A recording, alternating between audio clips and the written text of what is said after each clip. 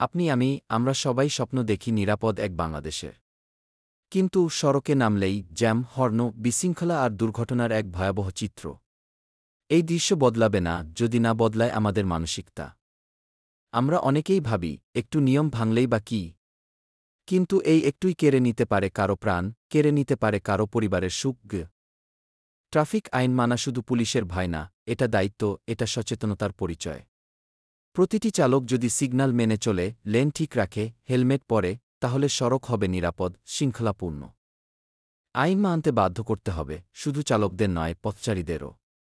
প্রয়োজনে কড়া পদক্ষেপ নিতে হবে, কিন্তু পাশাপাশি সচেতনতা বাড়াতে হবে পরিবার থেকে, স্কুল থেকে, সমাজ থেকে।